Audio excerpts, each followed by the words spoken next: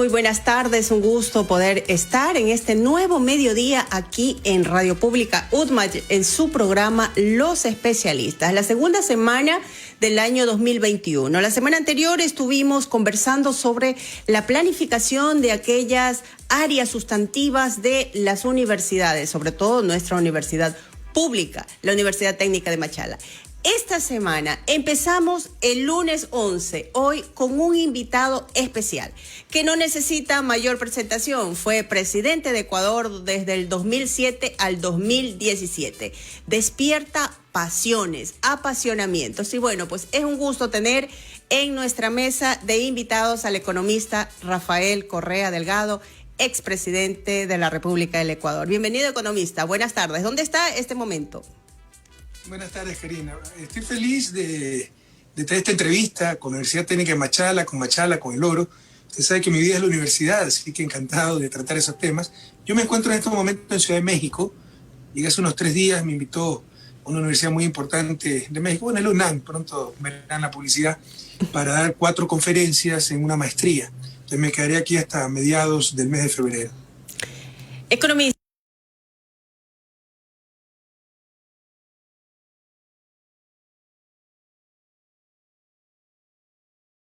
Bueno, está desde México, entonces le deseamos que esté bien de salud ahora por este tema de pandemia que estamos atravesando en todo el mundo. Economista, fue usted presidente por 10 años, 4 meses, 9 días. Yo saqué ya la cuenta. Este 2021 cumple 58 años. Muchísimas gracias en todo caso. Yo le decía en voz en off que tuvimos que esperar que sea presidente para que nos acepte una entrevista. Gracias a nombre de nuestro rector, el doctor César Quesada Abad, y todas nuestras autoridades. Y bueno, pues la comunidad universitaria y también la comunidad de Machala y la provincia de El Oro. Usted terminó su mandato en el 2017 con una popularidad muy alta. Apoyó al binomio Moreno-Glass, conformado por sus 2 ex vicepresidentes. Habían sido sus vicepresidentes en los 2 mandatos, ¿verdad? Algunos vaticinaban que usted, cuando ganó Moreno, seguiría siendo el poder tras el poder, la sombra tras el poder. Otros por allí también vaticinaban y decían, no, como en la novela de Raymond Chandler, iba a ser un triste y solitario final de Rafael Correa, o como Gabriel García Márquez, el coronel Correa no va a tener quien le escriba. Pero vemos un escenario diferente. Correa más vivito que nunca, inmerso en el tablero electoral de Ecuador el próximo febrero de 2021. Ni gobernó con Moreno, ni se ha mantenido triste y solitario. Economista, cuéntenos, ¿qué pasó con Lenín Moreno? ¿En qué le falló? ¿Qué desembocó en la fractura de su movimiento Alianza País? Pero creo que todo el mundo lo conoce. Primero, lo importante no soy yo, ¿no? No me interesa seguir en el poder, sino lo hubiera estado.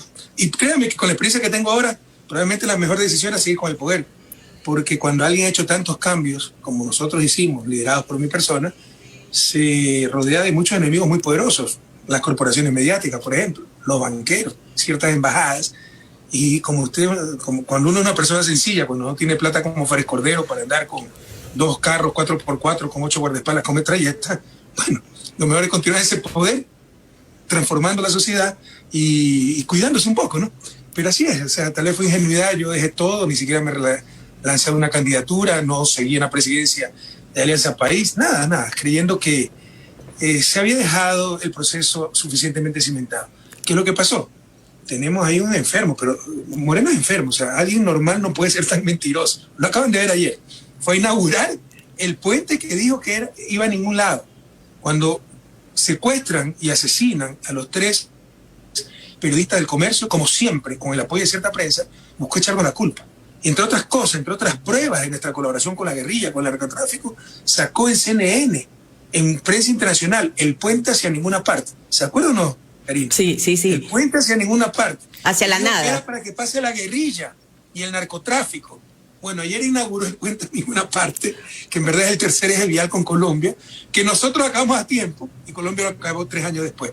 Pero no le da ni vergüenza. Taparon con una tecla el logo país, porque nosotros dejamos esa obra hecha, y dijo que ahora sí va a servir porque ellos lo completaron, nosotros lo habíamos hecho para el narcotráfico, o sea, ya no créate imbéciles. Sí estuvimos, ha sido esa foto donde le están poniendo la sábana al letrero ha sido ya objeto de muchos memes. Alguien normal no puede mentir de esa manera, con tanto cinismo. El tipo, créame, en su beneficio. O sea, lo estoy ayudando porque estoy tratando de explicar su comportamiento tan ruin, tan canalla, tan innoble, por enfermedad, ¿no? Algo le pasa a nivel mental. Pero nunca nos imaginamos porque teníamos un enfermo. Entonces pasó como lobo disfrazado de cordero durante 10 años, diciendo que éramos lo mejor del mundo, el mejor ecuatoriano de todos los tiempos, el mejor presidente de la historia. Cuando gana, lo compra cierta prensa, lo compran los banqueros, lo compra Estados Unidos, empieza a decir todo lo contrario. Y en lugar de exigirle la prensa, por ejemplo, que cumpla con el programa de gobierno, que eso es democracia, lo aplaudieron con tal de que esté contra Correa. Aplaudieron su consulta mañosa. Aplaudieron cuando Trujillo se declaró emperador en lugar de mandar también a ese pobre hombre al psiquiatra. Y miren la situación en que están, llorando lágrimas de sangre en medio de una tragedia, en la peor crisis de la historia. Lo importante no soy yo, lo importante son ustedes, lo importante es el país. ¿Qué pasó con Moreno? Es tan viejo como la historia de la humanidad, se llama traición. ¿Qué es lo realmente grave? Ese traidor tuvo cómplices, encubridores que le permitieron destruir a la patria. Y eso fracturó realmente su movimiento Alianza País y ahora está apoyando nuevamente a otro candidato. El candidato Moreno le falló. Nuevamente usted pensaba lanzarse como candidato a la vicepresidencia, ya sabemos todo lo que pasó y tiene el impedimento legal para candidatizarse, incluso para regresar al país actualmente. ¿Quién le garantiza a usted y a sus seguidores que hasta ahora vemos, según las encuestas de todas partes que nos llegan, está en primer lugar el binomio Arauz-Rabascal, pero quién le garantiza que este binomio no le fallará nuevamente a sus seguidores y a usted?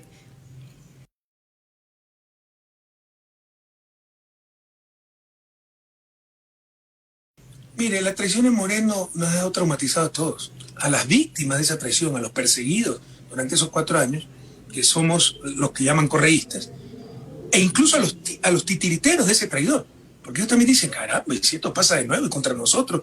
O sea, al traidor se lo utiliza, todos lo desprecian, lo que hacen es utilizarlo. De hecho, ya para esta campaña nadie quiere que lo vinculen con el traidor, ¿no? Después de que gobernaron 4 años con Moreno, y lo votan como a todo títere, como cartón viejo y trapo sucio. Pero prohibido olvidar, los únicos verdaderos opositores de Moreno fuimos nosotros. Pero ha traumatizado a la sociedad ecuatoriana. No se ha visto una traición así, en toda la historia, ni siquiera la de Leonidas Plaza contra Eloy Alfaro, porque con esa traición gravísima y muy similar al inicio, porque Alfaro apoya a Leonidas Plaza como candidato contra Lizardo García, un banquero. Gana Leonidas Plaza gracias al apoyo de Alfaro, y lo primero que hace es aliarse con Lizardo García y tratar de destruir a Alfaro. Pero continúa con el liberalismo. Divide en dos al liberalismo, en la corriente alfarista y en la corriente placista. Este sinvergüenza, no solo que se alía enseguida con Lazo, los derrotados obtienen el poder, empieza a perseguir a sus excompañeros, sino que aplica la política totalmente opuesta. Bota a la basura el programa de gobierno triunfador en las urnas y aplica el más brutal, cruel, corrupto, primario, elemental, neoliberalismo. Eso nunca se ha visto, ni siquiera en la América Latina, y nos ha traumatizado. Superemos ese trauma. Un enfermo como Moreno se da una vez cada 500 años. Es un accidente histórico. ¿Acaso qué ecuatoriano se identifica con Moreno? ¿Qué ecuatoriano es así de cínico, de traidor? Nadie. Es un accidente histórico. Pero de todos modos, ¿no? En cuanto a Andrés, o sea, si él fuera un traidor, ya no hubiera traicionado. Usted también está siendo perseguido por Moreno. Entonces olvídense. Moreno es un accidente histórico, es un enfermo que ocurre, son cosas que ocurren cada 500 años. Y Andrés Arauz es un joven que se ha formado con nosotros, muy comprometido, y que si fuera traidor ya lo hubiera hecho. Y por el contrario, también está siendo perseguido. Economista, la mayoría de los votantes ahora son jóvenes, ¿no? Son jóvenes que no han vivido todo el proceso histórico que a lo mejor desembocó en lo que usted llamó la Revolución Ciudadana y que estuvo en su gobierno durante 10 años y que usted le llamó, y bueno, sus seguidores, la década ganada, por todos los cambios que hubo, por la política pública que existió en su gobierno y que, como usted dice, ha sido volteada y a veces traicionada por el actual. Un poco, recordemos un poco de manera muy breve la línea, como una línea de tiempo, cuál fue el proceso histórico que desembocó en esa Revolución Ciudadana y que ahora debe seguir, como usted dice, continuar con esa revolución, con ese cambio que usted propuso con la Unión por la Esperanza? Mire, los jóvenes no conocieron el viejo país, ya lo tienen de vuelta. Con hambre atrasada, porque 10 años no tuvieron el poder, no pudieron robar con nosotros, vinieron a arrasar todo. Pero ese era el viejo país. La gente ya de mi edad, usted no se va a acordar con sus 22, 25 años. No, yo. Esto sí nos vamos a acordar. Oiga, ya. Gané un voto, ¿verdad? Gané un voto adicional. Sí. Bueno, de mi esposo, de mis hijos, de pero, todo. En todo caso, los jóvenes no conocían ese viejo país. La triste realidad es que sin la Revolución Ciudadana, el país volvió a ser el país de antes de la Revolución Ciudadana. Porque ya se olvidaron que antes de la Revolución Ciudadana, en 10 años tuvimos 7 presidentes por la inestabilidad política. Acá en 4 años al títere lo han mantenido. En octubre tenía que irse en 2019, después de tremenda represión, lo permitía el marco constitucional, prefirieron mantenerlo para perseguir a Correa, así destruyera la patria. ¿Se imagina si hubiéramos tenido un nuevo gobierno para el año 2020, para enfrentar la pandemia, la crisis? ¿Cuántas vidas se hubiera borrado? ¿Cuánto sufrimiento? La situación fuera totalmente distinta. Pero la prioridad era destruir a Correa y lo mantuvieron en el poder pese a la represión, 11 muertos, miles de detenidos, miles de heridos, ¿no? Pese a que había marco constitucional para reemplazarlo democráticamente, y ahí están las consecuencias. Pero antes de mi gobierno, en 10 años hubo 7 presidentes. Acá con este títere, en 4 años hemos tenido 4 vicepresidentes. Volvió la inestabilidad política. Antes de nuestro gobierno había la corrupción institucionalizada, tramitadores de registro civil, venta de cupos en los hospitales, venta de cupos en las escuelas, reparto de hospitales para compras de votos. No había tal vez el reparto de hospitales, pero sí de aduana, dirección de tránsito. Acuérdense, se repartía la patria cuando tenía entre piratas, era la gobernabilidad. Con nosotros se acabó todo eso. Volvió el viejo país, volvió esa corrupción institucionalizada, volvió la inseguridad, volvió la falta de obra, volvieron los pésimos servicios públicos. Frente a esa situación de descomposición y ya en el largo plazo, después de 2 siglos de estar en el subdesarrollo, vino la Revolución Ciudadana para decir basta esta descomposición de los politiqueros de siempre, y ahora sí enrumbar el país, no para ganar las futuras elecciones, para ganar las futuras generaciones, para salir después de 2 siglos del subdesarrollo. Lastimosamente vino este traidor, se entregó a los poderes de siempre, que tampoco le interesa el país, le interesa sus negocios, y nos retrasaron 20 años. Pero jóvenes queridos, han vivido el viejo país ahora, estos últimos 4 años. Podemos recuperar ese nuevo país, podemos recuperar el futuro. Bien, la solución está en sus manos. Durante su gobierno también tuvo una política exterior bastante apegada a ciertos gobiernos también de la misma línea latinoamericana, ¿verdad? Con Hugo Chávez, Kirchner, el gobierno de Brasil, Evo Morales de Bolivia, y bueno, esto produjo un alejamiento con el gobierno estadounidense y de otras partes del país. En su libro, Ecuador, Banana Republic, de Banana Republic a la No Republic, usted plantea de que se deben dejar de lado estas medidas neoliberales impuestas por esos organismos internacionales y que debemos hacer un gran frente a nivel latinoamericano para poder generar nuestros propios recursos, cuidar nuestros propios recursos como países y generar nuevas propuestas, las propias propuestas a nivel latinoamericano. ¿Usted cree que esto se debe seguir manteniendo esta línea? ¿Sigue dando este mismo consejo como expresidente, como exestadista, como economista, y le está dando ese mismo consejo a quien usted está apoyando y que es, de hecho, economista también, que va a dirigir, si es que gana las futuras elecciones, dirigiría nuestro país? Es obvio, pues. Si no hay fórmulas para el desarrollo, cada país debe responder a sus problemas, cada región debe responder a sus problemas. No hay que saber las respuestas antes de conocer las preguntas. No es que es la misma medicina para todo enfermo y toda enfermedad, que eso es el neoliberalismo. La misma receta, así sea país pequeño, grande, rico, pobre, heterogéneo, homogéneo, de la cultura occidental, de la cultura oriental, por favor. Las famosas recetas del FMI. Por eso le digo, ¿no? Y miren, revisemos un poco la historia, y perdónenme, yo creo que no hay teoría del desarrollo, yo soy especialista en desarrollo, no hay teoría, esa es soberbia de los economistas, ¿no? Que queremos creernos científicos. De hecho, la teoría del desarrollo se ha reducido a la teoría del crecimiento, que es hacer jueguitos matemáticos que no sirven para nada, ¿no? Pero parecemos como físicos, ¿no? Miren qué ecuaciones dinámicas, bueno, solo, qué maravilla, eso no sirve para nada. Pero en todo caso, ¿no? Para mí, la mejor maestra de la historia. Revisen, jóvenes, la historia. La primera pregunta: si Estados Unidos declaró su independencia en 1776, 20 años después ya los primeros países latinoamericanos se estaban independizando. Ellos fueron colonia inglesa, nosotros colonia española. ¿Por qué ellos se desarrollaron y nosotros no? Porque desde el principio empezaron a hacer las cosas bien y nosotros mal. Y parte por la cultura, que sobrevive hasta ahora. Esos antivalores culturales. Por ejemplo, las peleas, tratar de hundir al otro, la mediocridad. En lugar de sobresalir por mis propios méritos, tratar de hundir al otro.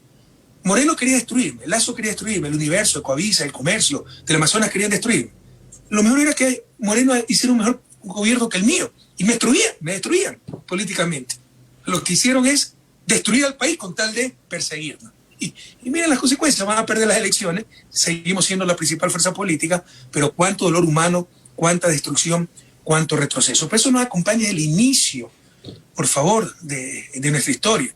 Washington, después de dirigir los ejércitos independentistas estadounidenses, después de ser 2 veces presidente, se retiró a morir tranquilo en su finca Mount Vernon, con de más de 6.000 hectáreas, con esclavos. Washington era esclavista, por si acaso, y era de un estado esclavista además, pero reconocido por su pueblo. Aquí Bolívar murió en el exilio de tristeza, traicionado por sus más cercanos colaboradores. Desde el inicio de la República. La verdadera revolución antes de la nuestra, la única verdadera revolución en el país, que transformó la patria, Eloy Alfaro, murió arrastrado, quemado, por un pueblo. No es que fue una persona, no, fue una muchedumbre, pero eso sí, manipulada por cierta prensa, por el clero, etc. Es la historia de nuestro país. Entonces, mientras no rompamos esa historia, sí. ¿Qué otra cosa hicieron bien ellos? Eran 13 colonias, se unieron.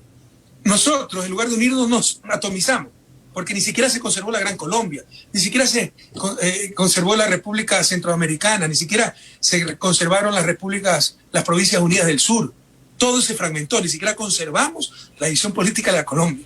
De la colonia, perdón, nos fragmentamos aún más. Entonces el sueño de Bolívar más presente que nunca. De enfrentar ahora ese poder que es Estados Unidos, y yo no estoy contra ningún país, yo estudié en Estados Unidos, quiero mucho, admiro mucho al pueblo norteamericano. Me duele mucho lo que ha pasado por este irresponsable de Trump, rompiendo los pilares básicos en que se construyó ese gran país, el respeto a la ley, la verdad, etcétera. Se toma el Capitolio y todo aquello. Me duele mucho, sinceramente me duele. Pero es claro que su política exterior no busca por nuestro desarrollo, busca guardar sus intereses. Y cualquier gobierno, si es títere de ellos, lo van a proteger como a Moreno. Y cualquier gobierno que no es títere de ellos, que no es enemigo de ellos, pero busca el bienestar de su propio pueblo, nos van a perseguir como lo han hecho con los gobiernos progresistas. Para evitar eso, para evitar también el dominio del gran capital, las transnacionales, nos ponemos a competir entre nosotros quién baja más salarios, quién precariza más la fuerza laboral, quién reduce más impuestos, y los que ganan son ellos. Lo mejor es la integración. Y eso es lo que digo en mi libro, eso es lo que digo en nuestro programa de gobierno, y eso es lo que está diciendo Andrés Arauz en el programa nuevo de gobierno. Integración latinoamericana. Tenemos un pasado común para tener un futuro común y un futuro de prosperidad. Unidos podemos lograr mucho más. Unidos pondremos nosotros las condiciones al capital.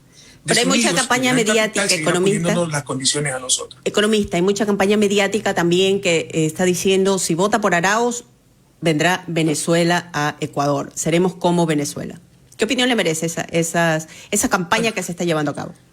Supongo que esta audiencia es de jóvenes universitarios, ¿no? Ustedes no pueden caer en argumentos tan absurdos, ¿no? Yo también voy a decir, si votamos por Lazo vamos a ser como Haití. Y no sustento en nada eso, sino que me dio la gana. Y si tuviera todo un aparataje mediático atrás, lo repetimos, y después de 1000 veces repetirlo ya es verdad, y nadie jamás vio una prueba, pero ya es verdad. Que no caigan en eso, por favor. Economista. Para tener democracia, debemos tener información, y en verdad tenemos manipulación, y formación para poder tener pensamiento crítico y procesar esa información, así sea verdad, o incluso las opiniones. Entonces, alguien opina que si gana Arauz, nos vamos a convertir en Venezuela. De acuerdo. La pregunta, ¿por qué? Venezuela es un país bloqueado. Tenía $50.000 millones de ingresos petroleros. Ahora tiene 500 millones. La centésima parte. Así han destrozado a Venezuela. ¿Es que nos van a bloquear a nosotros? Bueno, que lo digan. Ahí sí, pues, podemos empezar a creer.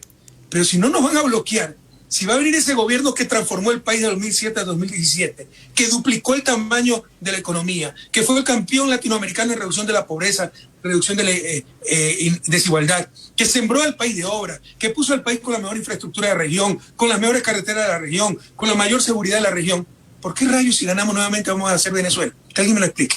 Entonces no acepten tonterías, queridos jóvenes, y díganle a los políticos que sean un poquito más serios, que no insulten nuestra inteligencia.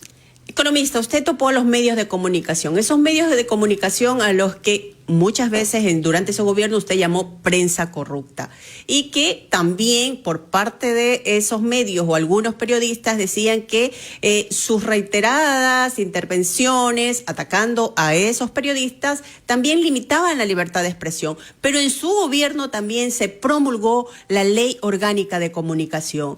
¿Qué se buscó con esta normativa legal y qué piensa usted de las reformas que tuvo durante el gobierno de Moreno? Vamos por partes. ¿Por qué si yo le digo lo que pienso a los periodistas estoy limitando la libertad de expresión? O sea, ellos sí le pueden decir al presidente ladrón, dictador, autoritario, pero no le puede decir ignorante porque ¡ay, atentado a la libertad de expresión! No, también es libertad de expresión. Con todo respeto, en esa inconsistencia en que caen ciertos periodistas por su vanidad, por su soberbia, también caen ciertas feministas. O sea, a mí a veces me acusan de haber sido antifeminista porque le dije a una mujer mentirosa o iluminadita. O sea, si le decía a un hombre mentiroso o iluminadito no hay problema, si le digo a una mujer sí. Pero si lo que están buscando es igualdad de condiciones, igualdad de derechos. Entonces, son inconsistencias ellas mismas. Están cayendo en lo que dicen combatir. Así son los periodistas. Hablan de respetar la libertad de expresión, pero la de ellos. Cuando alguien le contesta ya no es libertad de expresión, sino limitar la libertad de expresión. Nuevamente, queridos jóvenes que me escuchan, superemos esa inconsistencia, esos absurdos, esas inconsecuencias. Otra cosa importante, distingan entre libertad de prensa y esos negocios dedicados a la información. Entonces, todos estamos con la información a favor de la libertad mercantilizada. de prensa. Pero otra cosa son esos grandes negocios que quieren dominar de sus titulares, gobernar, legislar, juzgar. Eso no es libertad de prensa. Es destruir el Estado de Derecho y reemplazarlo por Estado de opinión, y eso es mortal para la democracia. Y también algo importante, la prensa es la guardiana de la verdad. Algunas veces no logramos entender la importancia de la verdad para la democracia y para el desarrollo. Lo que está pasando en Estados Unidos es romper los pilares en que se construyó ese país. Trump mintiendo, turbas alteradas, violentas, rompieron el Estado de Derecho, tomándose el Capitolio, impidiendo que funcione el poder legislativo. Mintió. Bueno, la guardiana de la verdad de la prensa es la que evita que mientan los políticos, los empresarios, cualquier persona. Así debería ser. Los primeros en mentir, pues. Entonces exijan la verdad. Eso no es libertad de prensa. Eso es robarnos el derecho a estar informado. Libertad de prensa no es poder gritar incendio en un teatro lleno de gente, entendamos. Libertad de prensa exige decir la verdad y tener responsabilidad sobre lo que se dice. Sobre la ley de comunicación se fundamenta estos principios, pero además va mucho más allá de los medios de comunicación.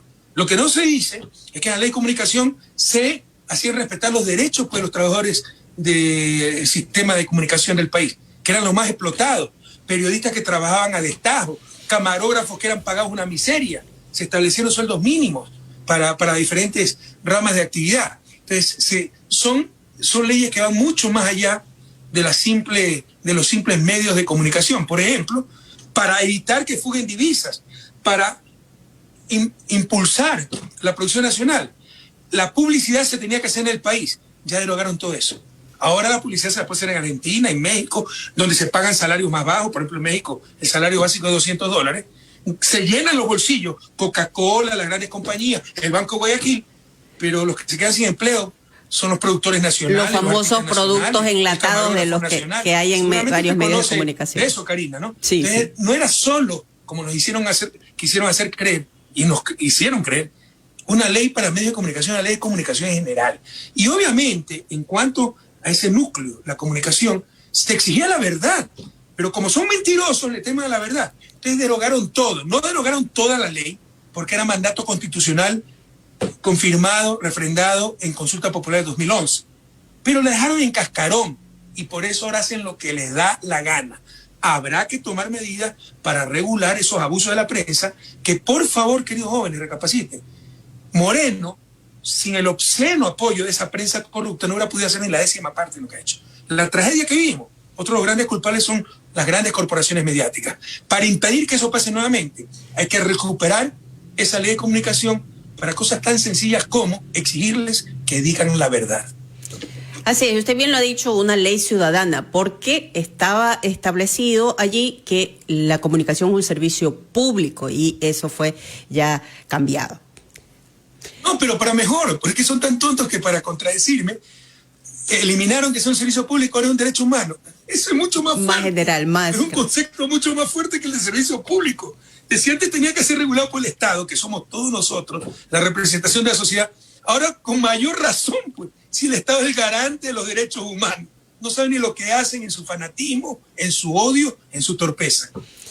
Bien, economista, ahora en el tema educativo. En su gobierno se construyeron, no tengo el dato exacto, 50 escuelas del milenio totalmente equipadas con bibliotecas tecnológicas, 200 colegios públicos acreditados con bachillerato internacional.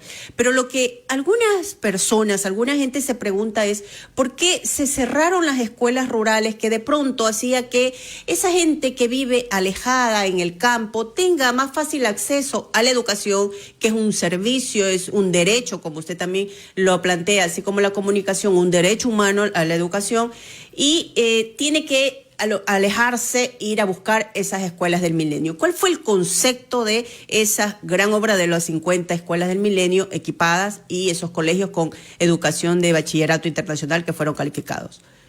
Son mucho más las escuelas del milenio que hicimos, son por lo menos 80, centenas de escuelas del siglo XXI que eran escuelas prefabricadas para avanzar más rápidamente. Pero algunas no se terminaron en su gobierno, economista. Algunas no se terminaron. Estábamos totalmente, colegios emblemáticos, que sale más caro que una escuela del milenio nueva, dicho sea de paso. Y, como usted dijo, antes de nuestro gobierno había una docena de colegios privados carísimos, con bachillerato internacional. El bachillerato internacional es una acreditación, una certificación que le da una fundación suiza. Entonces, símbolo de pedigrí, ¿no? 12 colegios privados. Después tuvimos 200 colegios públicos. Ya acabaron también el convenio con la Fundación Suiza de Bachillerato Internacional. Porque ese bachillerato es reconocido en todas partes del mundo. Con ese bachillerato, los jóvenes que se gradúan en Machala pueden ir a Alemania y le van a aceptar en la universidad. Ese bachillerato es reconocido en todas partes del mundo. Pero así fue el cambio. 12 escuelas privadas tenían bachillerato internacional, con 0 colegios públicos, y nosotros logramos que 200 colegios públicos tengan ese bachillerato internacional, que da certificación de un incremento brutal en calidad. Mire, usted no puede tener calidad en el siglo XXI. Eso pudo haber sido en el Far West, en Northwestern Ordinance, en el siglo XVIII, en Estados Unidos, cuando empezaba a extenderse hacia el occidente, y las películas de Hollywood que vemos de los pistoleros, ¿no? En verdad, la inmensa mayoría eran sencillos rancheros que, con mucho sacrificio, por supuesto, despojando a los indígenas de sus tierras ancestrales, iban a hacer sus granjitas con mucho peligro de ladrones y todo eso, ¿no? Y a sembrar, a criar ganadito, etc. Entonces, estaban muy alejados. Y ahí probablemente se entendía esa escuela unidocente cuando no había teléfono, telégrafo, ferrocarril, era caballo, en un pueblito y una misma maestra para 30 alumnos y todos los grados la misma maestra. Estamos hablando del siglo XIX, pues, del siglo XVIII incluso. Pero el siglo XXI, querer tener esa escuela cortándonos el cuello para tener cabeza. No. Las escuelas son pésimas, un solo maestro para todos los grados, unidocente, pero está más cerca. Eso es tan lógico como ir al estadio el día lunes, pero si no hay partido. Sí, pero hay menos gente, o sea, se pierde lo sustancial. Lo sustancial es la educación de calidad, o no estamos de acuerdo en eso. Lo sustancial es la educación de calidad, ¿no? Entonces, es claro que no se puede dar educación de calidad en una escuela unidocente, donde el pobre maestro tiene que dar de primero a sexto grado, donde tiene 15, 20, 30 alumnos, donde no puede tener laboratorio, internet banda ancha, planta docente completa, profesor de lengua, profesor de educación física, etc. Es evidente. Entonces hay que tener, esas escuelas fueron técnicamente estudiadas, el tamaño adecuado. Escuelas muy pequeñas, como le acabo de decir, no son eficientes, no pueden tener todos los recursos pedagógicos, y escuelas muy grandes tampoco, porque se pierde el seguimiento de cada estudiante. Entonces el tamaño óptimo era, 2 tamaños hicimos, 570 y 1140, 2 bloques, ¿no? Entonces todo eso fue estudiado, pero obviamente significa complicarse un poquito más, que esas escuelas unidocentes se cierren y haya transporte. Desde las 80 y pico escuelas que hicimos, creo que 3 fallaron en transporte. Eso es lo que sacó la prensa corrupta para atacar a Correa y convencernos que nosotros éramos los que estamos haciendo las cosas mal. y que lo bueno era tener esa escuela de unidocente. Están condenando a los más pobres a la peor educación. Esa es una bastante irresponsabilidad de este gobierno. Con la complicidad de cierta prensa, es una de las tantas cosas que habrá que revertir. En el ámbito universitario, hablando de la educación superior también, en su gobierno se formalizó el examen de ingreso a las universidades y se puso especial énfasis a la evaluación también de las universidades. Y bueno, hubo allí todo ese boom del cierre de algunas universidades y la categorización Me de disculpe la un mayoría. segundito que me están golpeando la puerta, estoy en mi habitación. Sí. Sí, amigos, estamos con el expresidente Rafael Correa Delgado. En una entrevista en vivo está él desde México, donde ha sido invitado para dictar algunas charlas. Está atendiendo esta entrevista de la radio pública de la Universidad Técnica de Machala.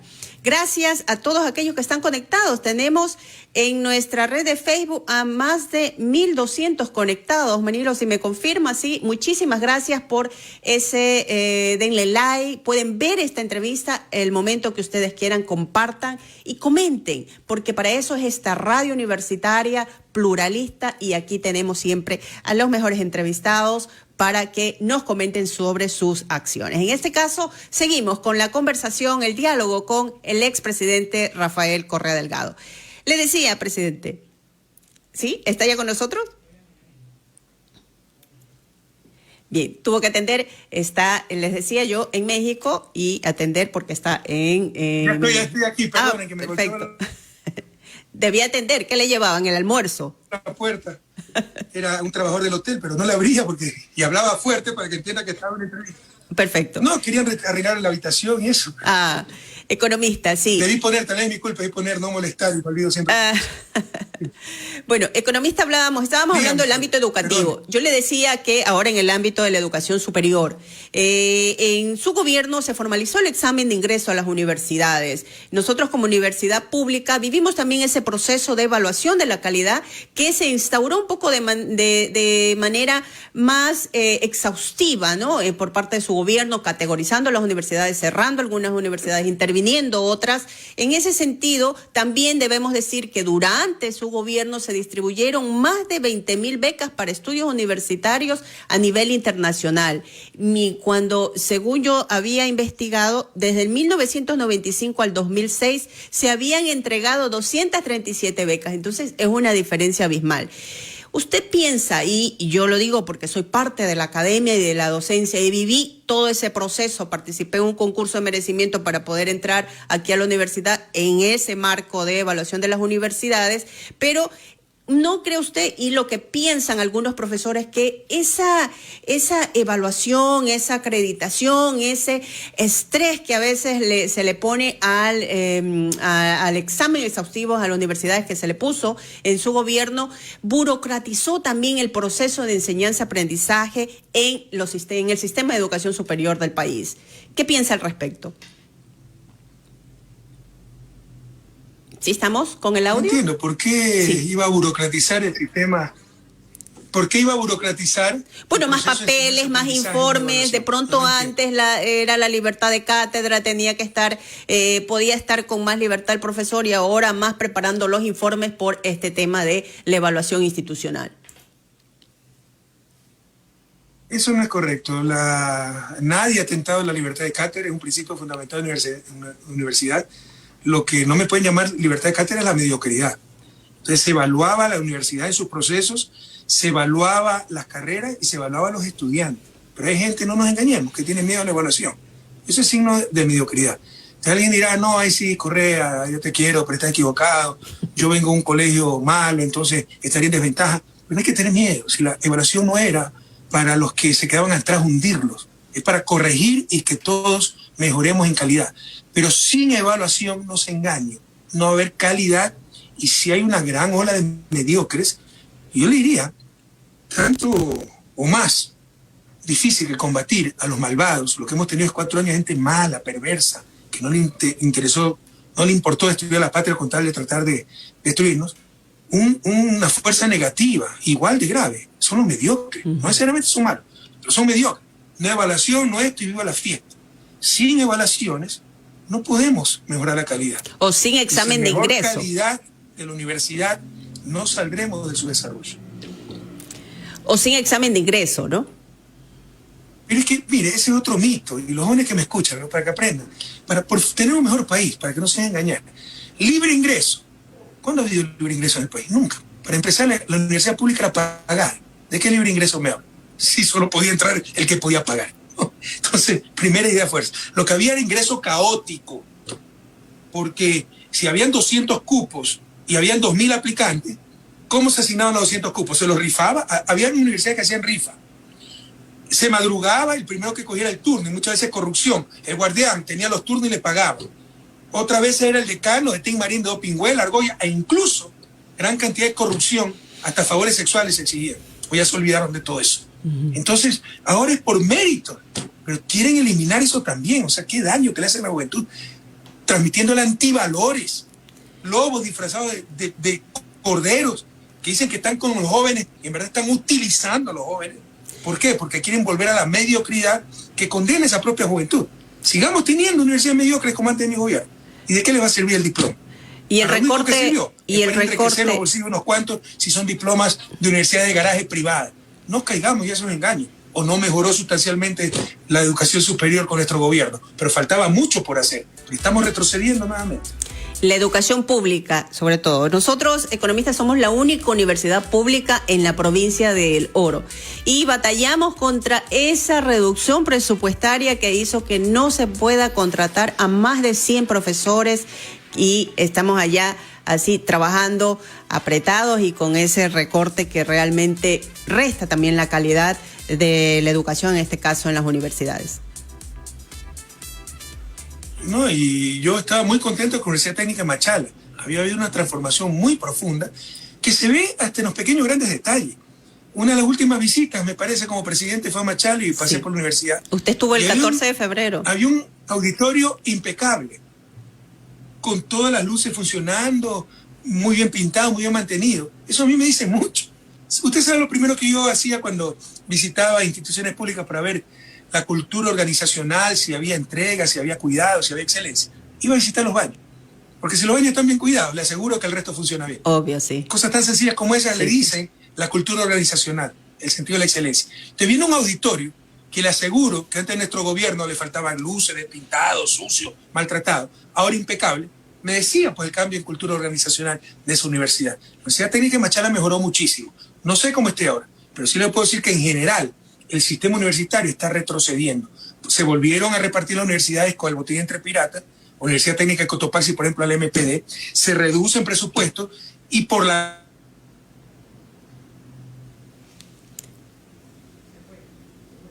Sí. Se nos fue la señal. Economista estamos con el economista Rafael Correa Delgado en una entrevista en vivo. ¿Sí? ¿Está ahora? ¿Ya está nuevamente con nosotros? También le redujeron presupuesto. Bueno, sí, tuvimos una pequeña interrupción por fallas de internet, economista. La última parte no le pudimos escuchar. Creo que estaba lanzándole ahí algunas flores a nuestra universidad, que lo recordamos, y porque usted cuando estuvo, como bien decía, en su último recorrido por varias ciudades del país, en su despedida, ya el último año de gobierno estuvo por acá en la nuestra. Yo le decía que estuve en un auditorio impecable, donde funcionaban todas las luces, muy bien pintado. Eso me dice mucho. No sé si escucharon el ejemplo que les dije. Cuando yo iba a visitar una institución pública o privada o escuela, ¿sabes lo que hacía? Lo que sobre todo visitaba los baños. Porque de la condición en que están los baños, le dice la cultura organizacional, la cultura de la excelencia o de la mediocridad. Si los baños están sucios, abandonados, chorreando el agua, el grifo se lo han robado, no hay tapa en los inodoros, quiere decir que es la cultura de la mediocridad, ¿no? Un descuido total, por más que me den lindos discursos. Si todo está bien cuidado, con lo poco que se tiene, quiere decir que hay una cultura de excelencia. También me dio muy buena impresión la Universidad Técnica de Machala por ese auditorio impecable, que le aseguro que antes de nuestro gobierno le faltaban luces, estaba despintado. No es todo, no estoy diciendo eso, pero es muy representativo de lo que se está viviendo en esa universidad, cultura de excelencia, etc. Entonces eso me dio mucho gusto con la Universidad Técnica de Machala. No sé si... Lo que es claro es que a nivel sistema universitario nacional estamos retrocediendo. se redujeron presupuestos, se politizó nuevamente la universidad, se la reparten cual botín entre piratas. Por ejemplo, la Universidad Técnica de Cotopaxi se la entregaron al MPD y volvió a la mediocridad. No es que quiero ser mejor que Yacha, no, hay que destruir a Yacha.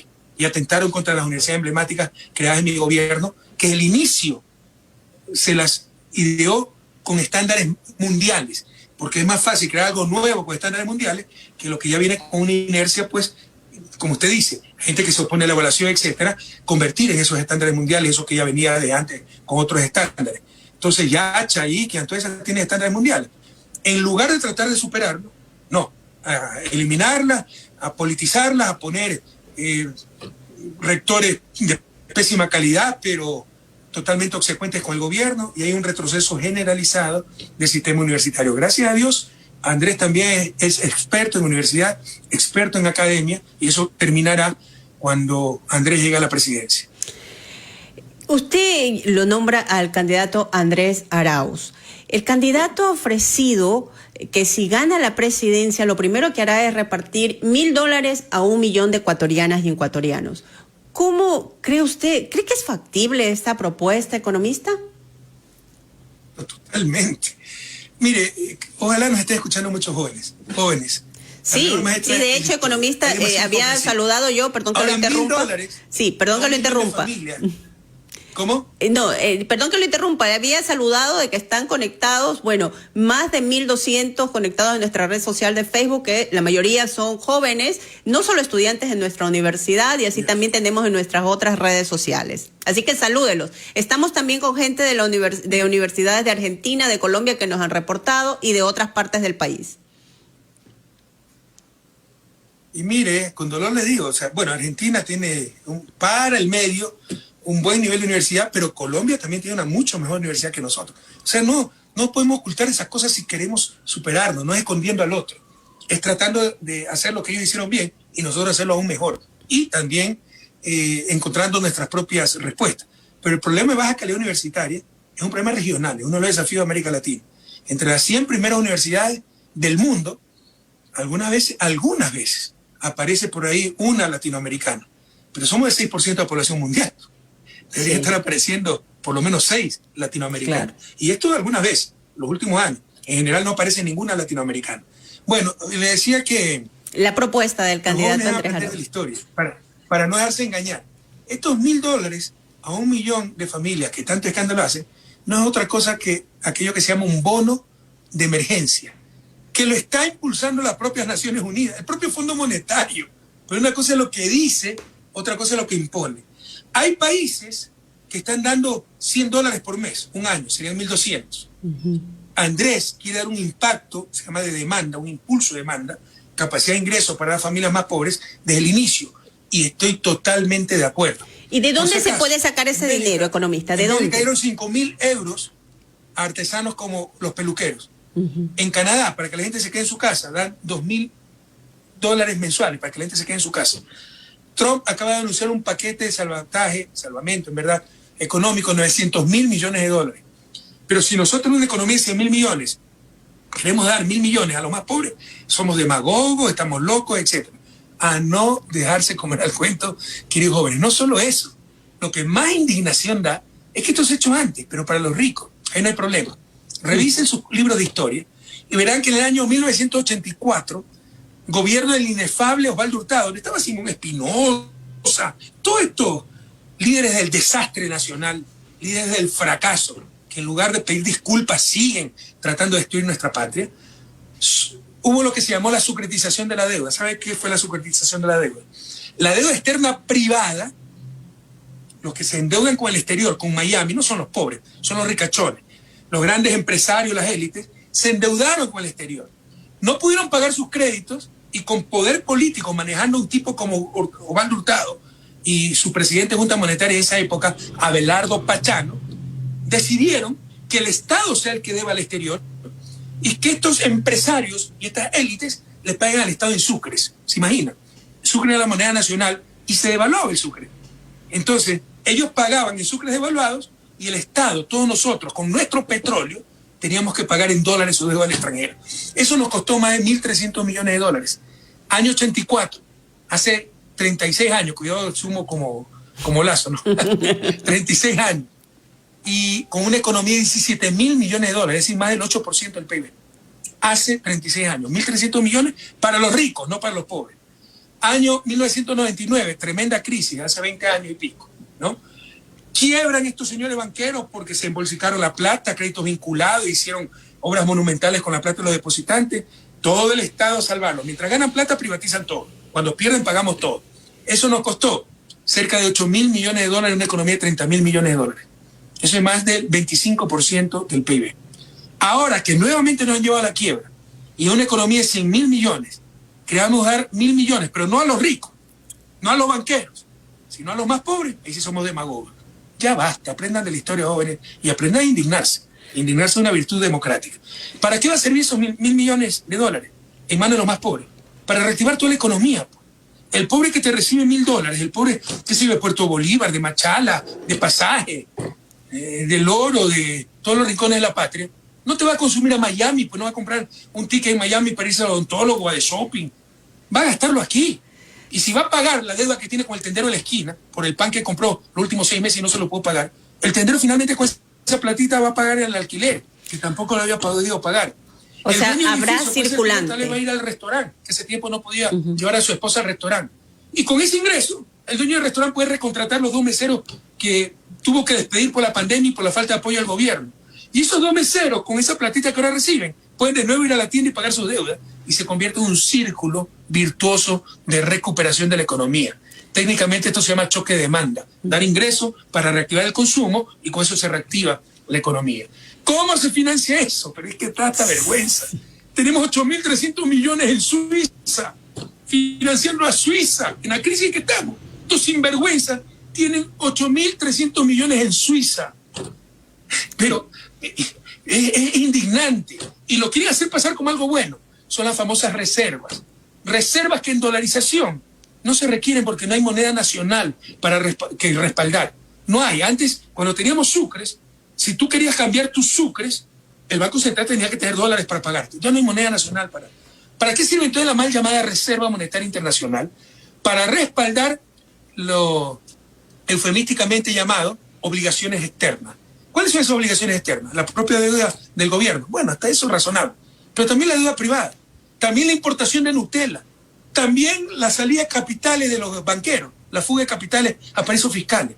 Porque la dolarización ecuatoriana fue tan mal hecha que es el Estado el que tiene que garantizar los dólares para las operaciones privadas. Entonces, como al Fondo Monetario, ya que están los jóvenes, voy a utilizar términos juveniles, le importa 3 cantimploras al Ecuador, que obliga a acumular reservas, mandarlas al exterior para respaldar sobre todo el pago de la deuda pública y privada y el consumo importado, ¿no?, del país, pero no para recuperar la economía. Esos dólares deben estar trabajando, no todos. Siempre hay que tener un mínimo de reserva, pero no 8.300 millones. Peor todavía, eso no es fruto de ahorro. Eso es el préstamo del Fondo Monetario. 6.500 millones a 2.9%. Jóvenes, ustedes son jóvenes, son pilas. ¿Quién de ustedes presta 6.500 dólares para pagar 2.9% y le pide al amigo que le tenga guardadito 8.300 dólares y que le pague 0.75%? ¿Quién de ustedes hace eso? Acá la situación es peor, ¿eh?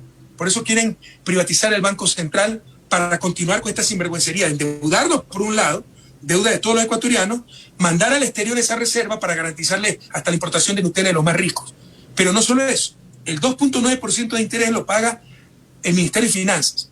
Si privatizan el Banco Central, ese 0.75% que pagan sobre la reserva que está en Suiza, va a ir al Banco Central y va a ser como antes de nuestro gobierno, que no sabía qué hacer con tanta plata el Banco Central y se daban becas multimillonarias, cambiaban de computador cada año. Ese era el viejo país. A esto nos quieren volver. Entonces, ¿de dónde va a salir el financiamiento? De nuestro propio dinero, de deuda pública que tienen en Suiza ganando 0.75%, mientras por otro lado le pagamos al Fondo Monetario 2.79%, y esa plata debería estar trabajando dentro del país para pagar maestros, para recuperar la obra pública, para dar crédito, para rescatar la economía. De ahí va a salir el financiamiento para esos $1.000 a 1 millón de familias, haciendo lo correcto, entendiendo la economía, siendo honestos, porque eso también es una forma de corrupción. Endeudar a todos los ecuatorianos para tener la plata en Suiza para garantizar hasta la fuga de capitales de los banqueros. Economista, hemos escuchado su visión sobre esta propuesta. Durante su gobierno, como todo y como siempre, muchas cosas se pueden haber hecho bien, pero hay otras que se hicieron mal. Los errores hay que corregir. ¿Qué usted hizo mal y que no recomendaría que haga el gobierno de su candidato o su binomio, Arauz Rabascal? ¿En qué cambiaría? ¿Qué errores no volvería a cometer? Y si sea Maradona, Messi, y si juega todos los partidos y se echa el equipo al hombro, es que no se va a comer un gol de vez en cuando. Pero nuevamente es manipulación solamente sacar el penal que Messi se comió en la Copa Bicentenario, Copa América Bicentenario, en la final contra Chile. Es decir, es una bestia, es el peor jugador de todos los tiempos. Eso es manipulación, eso no es información. Hay que decir toda la verdad. Hay que decir, no, por cada gol que se comió marcó 20 golazos. Y ha sido el mejor jugador de todos los tiempos. Entonces, en 10 años, con 100.000 millones de inversión, ¿usted no cree que va a fallar una escuela, un carretero? Pero sacar eso, maximizarlo, para decir que lo público no sirve, privatizar hasta el alma. Eso es manipulación. Eso es otra forma de corrupción. Vea, la va a sorprender, pero probablemente uno de los errores fue la ley de comunicación. Debíamos ser más astutos. En Europa no hay ley de comunicación, pero obviamente los periodistas no se atreven a hacer ni la 10ª parte de lo que hacen en nuestro país. ¿Por qué? Porque hay, por ejemplo, la ley de imagen. No le llaman ley de comunicación, pero es ley de imagen. No le pueden publicar una foto suya sin su permiso. Lo demandan. Hay todo el Código Civil que si lo injuriaron, le ponen un juicio ejecutivo, más que sumario ejecutivo rápido. Y miren lo que le pasó a CNN pues, en Estados Unidos. Por decirle a un adolescente racista, le costó como $270 millones. Eso es lo que pedía el adolescente. Lo iba a llevar a juicio el adolescente. Tuvo que arreglar extrajudicialmente, no sabemos cuánto, pero fueron varias decenas de millones de dólares. Lo que se pedía era $270 millones por haberle dicho a un adolescente racista, lo cual no era cierto. Entonces no es que tiene una ley de comunicación, pero tiene un conjunto de leyes con jueces que no le tienen terror a la prensa, que hace respetar los derechos ciudadanos. Entonces probablemente nuestro error fue haber hecho una ley especial para controlar los excesos de cierta prensa corrupta. Lo que hay que hacer es establecer normas muy claras en otras leyes, un sistema de justicia realmente independiente para hacer respetar los derechos ciudadanos y tener una verdadera prensa y libertad de prensa, no la manipulación que hemos sufrido estos últimos años.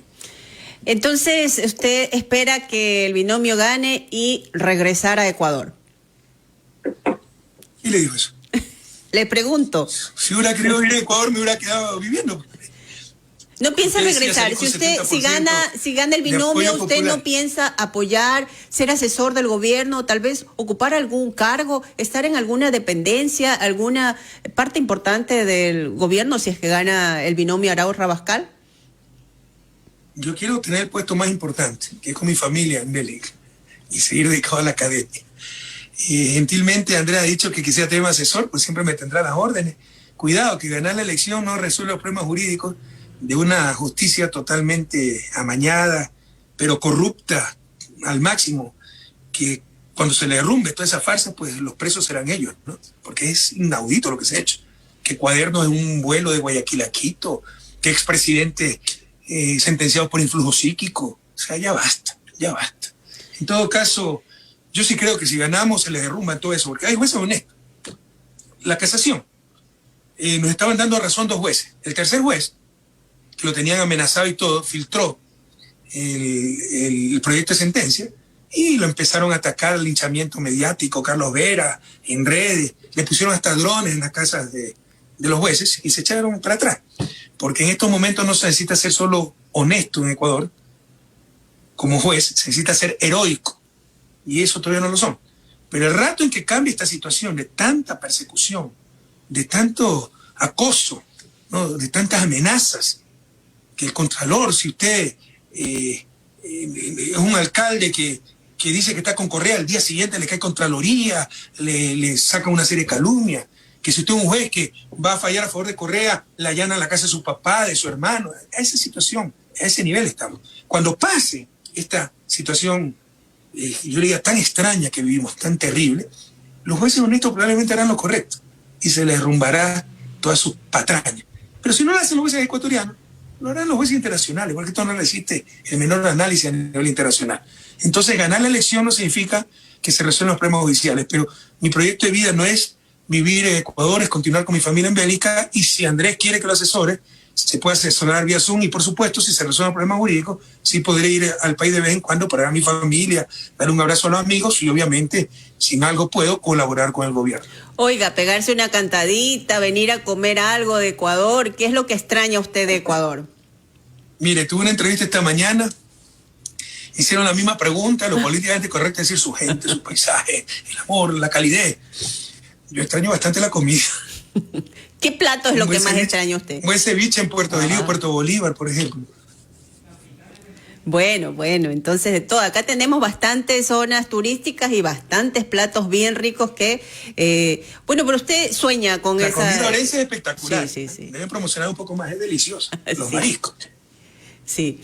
Bueno, economista, estamos ya cumpliendo la hora, nos falta un minuto nada más. Muchísimas gracias nuevamente por haber aceptado la invitación, por haber aceptado, hago extensiva el agradecimiento a nombre de nuestras principales autoridades, de esta radio pública UTMAT, la radio de la Universidad Técnica de Machala, repito, la única universidad pública, por lo tanto nosotros sentimos mucho ese amor hacia la educación superior de carácter público y defendemos como tal.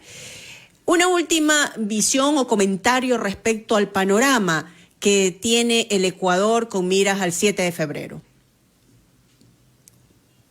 Yo no quiero engañar, peor a los jóvenes. De mí nunca esperen engaño, siempre esperen optimismo, siempre esperen soluciones, mis queridos jóvenes, que no nos roben la esperanza. Miren, yo soy medio coruchupo, ustedes saben, ¿no? Léanse la última encíclica del Papa Francisco, es una maravilla, ¿no? Fratelli Tutti, todos hermanos, que te lo dice muy claramente. La mejor manera de dominar y de avanzar sin límites es sembrar la desesperanza. El rato en que ustedes le roban la esperanza, queridos jóvenes, ya los convirtieron en hombres viejos, ya perdieron la juventud. Y así nos dominan, ¿no?